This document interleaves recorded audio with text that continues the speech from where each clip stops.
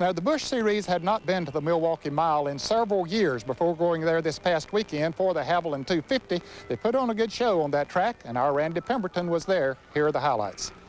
Milwaukee, Wisconsin celebrated Independence Day as a record crowd of 34,000 fans gathered at the Milwaukee Mile for 250 laps of Busch Grand National competition. Bobby Dotter bagged the pole with a new track record of over 113+ miles per hour and led the 37-car field to the green flag. But it was outside pole sitter Jeff Burton and his Baby Ruth Ford finding his way into the lead, a position he would keep for all but 2 of the first 68 circuits.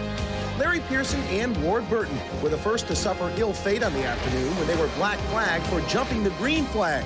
Then it was Steve Grissom going to pit road. Grissom had a tire go down in his Chevy. The pit stop put the Busch Grand National points leader 1 lap down when the caution flag flew while he was on pit road. After the yellow, Burton began to pull away with Todd Bodine running second, followed by Robert Presley, David Green, and Davey Allison, who had his Havoline Ford on a string and into 5th place from his 23rd starting spot by lap 25.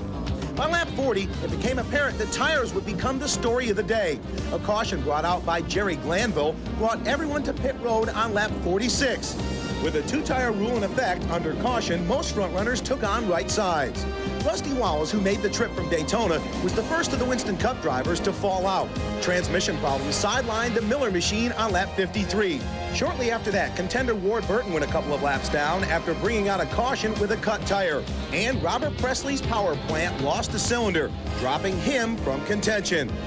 As they hit the halfway mark, it was Todd Bodine out front in the fiddle-faddle Chevy with Davey Allison, Burton, Larry Pearson, and Joe Nemechek now rounding out the top 5. But as the race wore on, teams running on Goodyears began to run out of tires.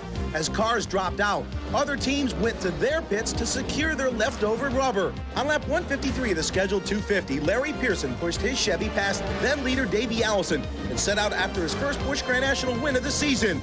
Attrition began to thin the field over the final 100 laps. Harry Gant went behind the wall on lap 172. Allison was eliminated 28 laps later. Both were out with engine failure.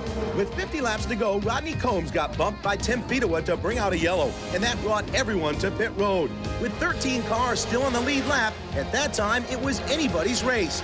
First, it was Todd Bodine, David Green, and Jeff Burton. After failing to take on rubber under the caution, Bodine was the first of the 3 to fade. One more caution for this crash involving Roy Payne would set up a fantastic finish. With 8 laps to go, David Green was the leader, but then the guys on the move were Pearson and Steve Grissom, who had finally gotten back on the lead lap after a late race caution. Pearson took the lead from Green with 5 to go, but it was Grissom reeling him in and taking the lead with 2 laps remaining. Grissom went on to capture his 2nd victory of the year and $23,000.